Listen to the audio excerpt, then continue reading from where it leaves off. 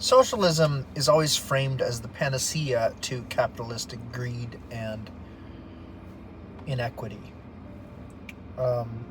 And if you debate a leftist, they will always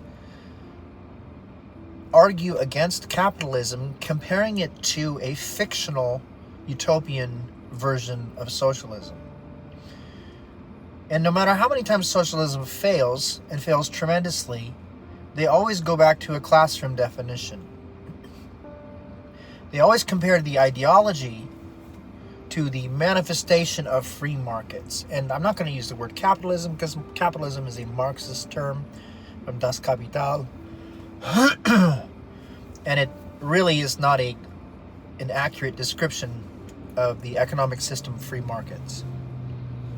And the left have hijacked the term free markets and exchanged it for capitalism so they can create a bogeyman, because it's very hard to argue against freedom, which is our natural disposition, by the way.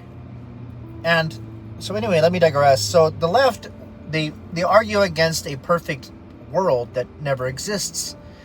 And when you say, you have all these cases in history where socialism had failed, and more recently Venezuela is in the news, so let me talk about that. If you look at the history of Venezuela, it was a very rich country. Oil rich, one of the richest countries in South America, if not the richest.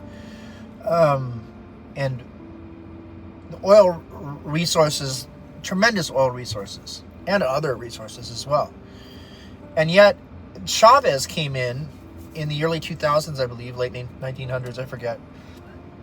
And he promised equity, as they all do, right? They criticize criticize free markets for all the greed. So he gets elected, ex-military guy. He walks through the streets singing socialist songs and chants and marches. And then he walks around and pointing his finger at various businesses, and he says, appropriate that and nationalize that and nationalize that, nationalizing all the private industries. And initially Venezuela succeeds for a bit, and all the leftists are patting him on the back. Oh, we love the reforms in Venezuela. And Sean Penn and a lot of the other leftist acolytes and elites went down there and said the same. Now you fast forward to a couple decades later, when leftism has run its course, and what do you have? Corruption, crime, despotism, gangs, rapes, violence, intimidation, oppression, etc.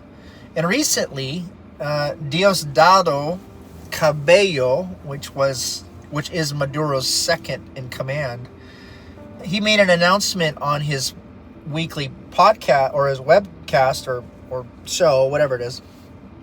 And he said, nobody is celebrating the capture of Maduro, despite thousands of videos coming out of Venezuela where people were just celebrating it. And he and his goon squads had gone around and they'd oppressed people and arrested people and even killed people who supported the military action against Maduro. And see, this is what happens, because when socialism comes to full manifestation, full fruition, it always yields despotism, crime, corruption, poverty, etc. And the only way to stay in control, for the elites to stay in control, and the cabal of bankers, bureaucrats, and politicians to stay in control, is to oppress the opinions of dissenting voices, the opinions of the citizens.